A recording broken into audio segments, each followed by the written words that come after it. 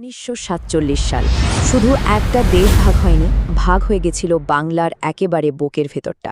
আজ আমরা সেই ভাগ হওয়ার পেছনের মানুষগুলোর গল্প শুনব, সেই সব মানুষের যাদের কপালে জুটেছিল এক নতুন পরিচয়, উদ্বাস্তু। আসুন, আশিস নন্দীর এই কথাটা দিয়েই শুরু করি।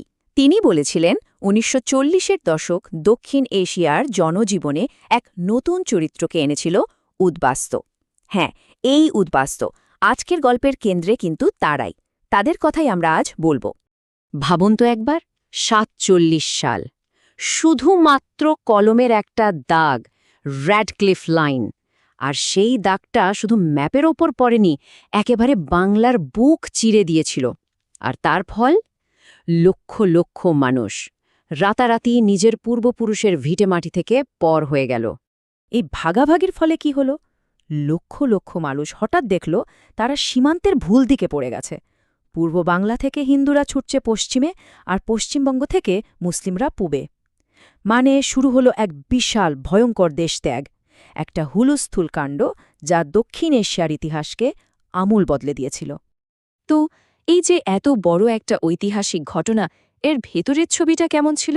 চলুন এবার সেই মানুষগুলোর ব্যক্তিগত অভিজ্ঞতার দিকে একটু নজর দিই। একদিকে ছিল রাষ্ট্রের ঠান্ডা হিসেবি মনোভাব, আর অন্যদিকে উদ্বাস্তুদের সেই বাঁচার লড়াই। দুটোর মধ্যে তফাৎটা ছিল আকাশ-পাতাল।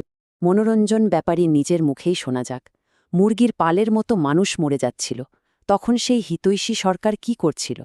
ভাবা যায়, এই একটা প্রশ্নই বুঝিয়ে দেয় ক্যাম্পগুলোর কি ভয়াবহ অবস্থা ছিল। মানুষগুলোর মনে হচ্ছিল তাদের দেখার কেউ নেই, সরকার তাদের পুরোপুরি একা ফেলে দিয়েছে। আর রাষ্ট্রের চোখে এই মানুষগুলো আসলে মানুষই ছিল না। তাদের কোনো নাম ছিল না, কোনো পরিচয় ছিল না। তারা ছিল শুধুই একটা সমস্যা, ফাইলের ভেতরে থাকা কয়েকটা সংখ্যা, যাদেরকে কোনোভাবে ম্যানেজ করতে হবে, ব্যাস। হ্যাঁ, মানা যায় যে নতুন দেশের তখন হয়তো টাকার অভাব ছিল, কিন্তু সরকারের নীতিটা শুধু উদাসীন ছিল না, তার থেকেও বেশি কিছু ছিল। উদ্বাস্তুদের দূর দূর পাঠিয়ে দেওয়া, যাতে তারা চোখের আড়ালে চলে যায়, বা তারা নিজেরা কিছু করে খেতে চাইলে সেটাকেও পাত্তা না দেওয়া। মানে এটা তো সমস্যা সমাধান করা নয়, এটা হলো সমস্যাটাকে কার্পেটের নিচে লুকিয়ে ফেলার চেষ্টা। কিন্তু গল্পটা এখানেই শেষ হয়ে গেলে তো চলবে না। কারণটা কি? কারণ রাষ্ট্রের চোখে যারা ছিল শুধুই সংখ্যা, সেই মানুষগুলোই কিন্তু বসে থাকেনি। তারাই একসময় নিজেদের ভাগ্য নিজেরা গড়ে নিয়েছে। তারা অসহায় শিকার হয়ে থাকেনি, বরং নিজেরাই কোমর বেঁধে নিজেদের সমাজ, নিজেদের ভবিষ্যৎ তৈরি করে নিয়েছিল। আর তাদের ঘুরে দাঁড়ানোর পদ্ধতিটাও ছিল দেখার মতো। সরকারি নিয়মের তোয়াক্কা না করে একেবারে শূন্য থেকে জীবন শুরু করেছিল তারা।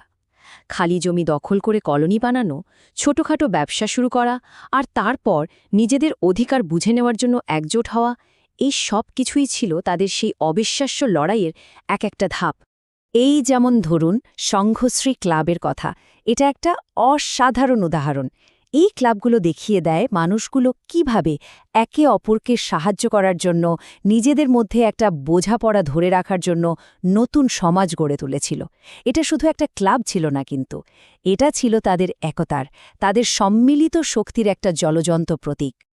আসলে যখন সরকারি সাহায্য প্রায় ছিলই না, তখন এই রকম একে অপরকে আঁকড়ে ধরেই মানুষগুলো বেঁচে ছিল। এই যে চিঠিটা দেখছেন, এটাই তো সেই গভীর ভরসা আর নির্ভরতার একটা দারুণ উদাহরণ, তাই না? এই পুরো গল্পের একটা খুব জরুরি অধ্যায় কিন্তু নারীদের নিয়ে।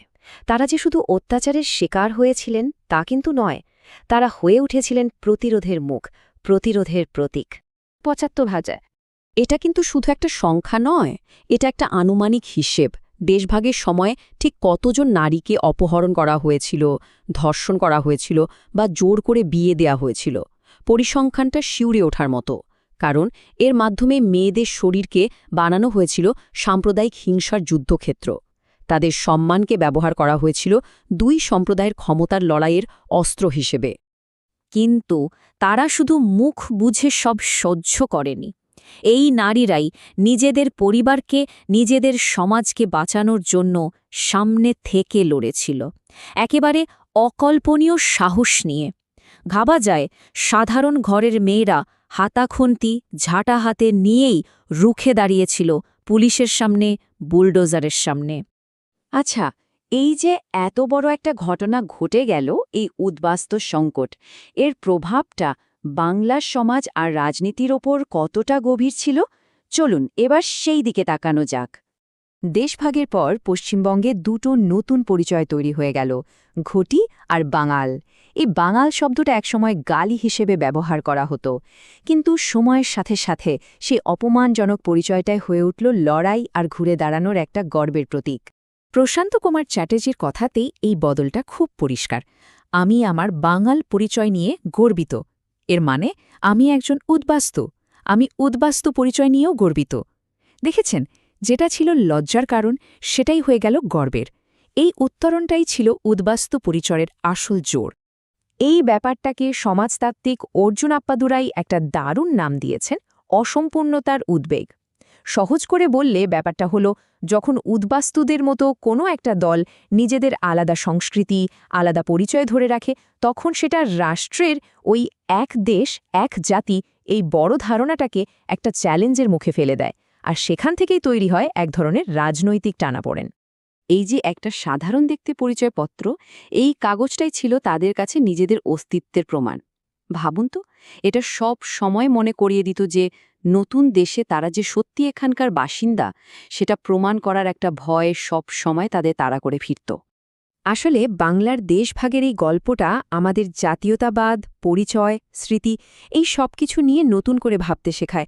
আর সবকিছু শেষে একটাই প্রশ্ন যেন ঘুরে ফিরে আসে, যখন কোনো নতুন দেশ তৈরি হয়, তখন তার জন্ম হওয়ার যে যন্ত্রণা, তার ক্ষতচিহ্নগুলো, সেগুলো প্রজন্মের পর প্রজন্ম ধরে কারা বয়ে বেড়ায়?